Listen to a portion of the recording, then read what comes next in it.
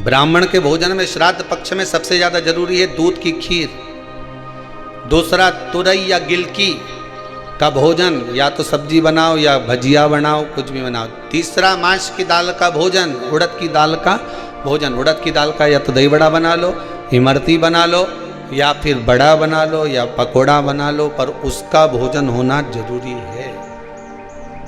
3 भाग दूध का भोजन आहूतों के हिस्से में चले जाता है, गिलकी और तुरई का भोजन पितरों के हिस्से में चले जाता है, मांस की दाल का भोजन, उड़द की दाल का भोजन प्रेतों के हिस्से में चले जाता है। इसलिए ये 3 भाग का भोजन ब्राह्मण जब श्राद्ध पक्ष का भोजन करे तो उसमें बनाना जरूरी है।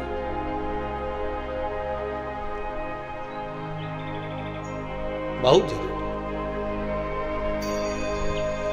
आपके यहां जब श्राद्ध हो भोजन अवश्य। कितना सुंदर व्याख्यान लिखा है अग्नि पुराण में। अग्नि पुराण में कितना सुंदर व्याख्यान लिखा है महाराज कि को कौन सी 2 चीजें हैं जिनको श्राद्ध पक्ष में अगर बना दिया जाए तो पितृ उस वस्तु का पान नहीं करते, पितृ उसका सेवन नहीं करते और बद्दुआ देकर जाते। वो कौन सी 2 चीजें हैं जो श्राद्ध में, श्राद्ध के भोजन में, ब्राह्मण के भोजन में उसका प्रयोग नहीं होता?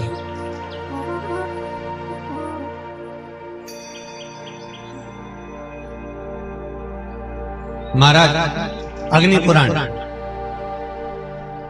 पद्म पुराण और गरुड़ पुराण तीनों में ये लेख मिल जाएगा। बड़े प्रेम से पढ़ेंगे तो मनुस्मृति में भी मिल जाएगा। एक कुमड़ा,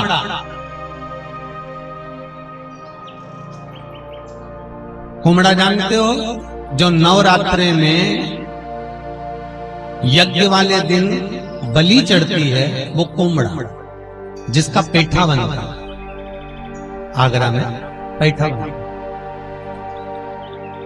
अगर उस पेठे को या उस कुमड़े की सब्जी को श्राद्ध के भोजन में रख दिया जाता है तो पितर 7 घर की दूरी से ही भाग जाते हैं महाराज, प्रवेश नहीं करते। वो जो पेठा होता है आप अनायास कभी खाओ, मना नहीं है, पर श्राद्ध के भोजन में, श्राद्ध के भाग में वो नहीं रखा जाता।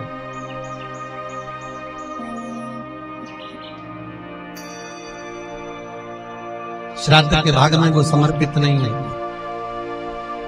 कितना सुंदर व्याख्यान है महाराज। गर्ग संहिता तो यहां तक कहती है कि अगर ब्राह्मण भोजन करने के लिए बैठे, श्राद्ध का भोजन अगर ब्राह्मण कर रहा है, तिथि का भोजन यदि ब्राह्मण कर रहा है तो 2 चीजें और ना रखे। एक नमक थोड़ी दूरी पर रखें, एक अचार थोड़ी दूरी पर रखें। अचार और नमक भी ब्राह्मण की थाली में ना रखा जाए। कटोरी अलग से सजा कर रख दो, आप अलग से आप रख दीजिए, वो लेना होगा तो ले लेगा, पर जिसका तुम संकल्प ले रहे हो, जिस पर तुम पानी फेर रहे हो, जिस थाली को ब्राह्मण के सम्मुख में लेकर जा रहे हो, उसका भान होना चाहिए, उसका स्मरण। एक कुमड़ा, दूसरे नंबर पर है भैंस का दूध। यमराज पाड़े पर बैठता है, देवी भागवत का स्मरण करिएगा, करिए।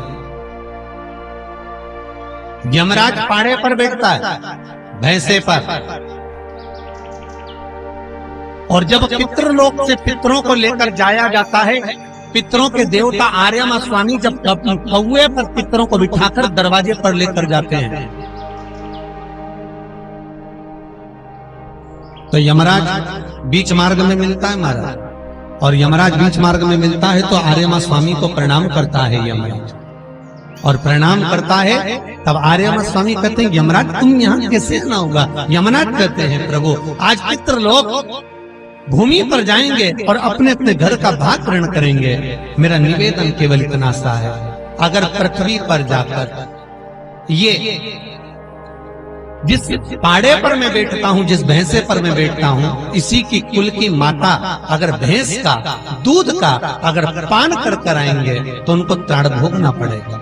इसलिए इन पितरों से कह दिया जाए कि मृत्यु लोक में जाए तो भैंस के दूध की बनी हुई सामग्री का पान न करें। कितना सुंदर व्याख्यान श्राद्ध पक्ष में वर्णन किया गया है कि केवल गौ माता के दूध से अगर आप खीर बना सकते हो तो वो पवई। यहां तक कहा गया बाजार से मावे की मिठाई लाकर भी श्राद्ध की थाली में न रखिए। घर में हलवा बना लो, सीरा बना लो, बन सके खोपरा पाक बना लो, और बन सके गुलाब जामुन आदि जो सामग्री बनाना है आपको, तो वो घर के मावे को सिद्ध कर कर ही बनाई जाए। नहीं तो बेसन की चक्की बना लो, इमरती बना लो, पर उसका प्रमाण हमारे यहाँ एक एक चीज का वर्णन किया गया है। हमारा एक एक चीज,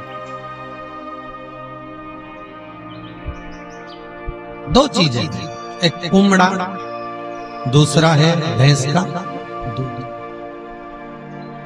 इसको नकारना चाहिए, प्रयास करना चाहिए कि जिस दिन आपके दादा परदादा का श्राद्ध हो, जिस दिन भी।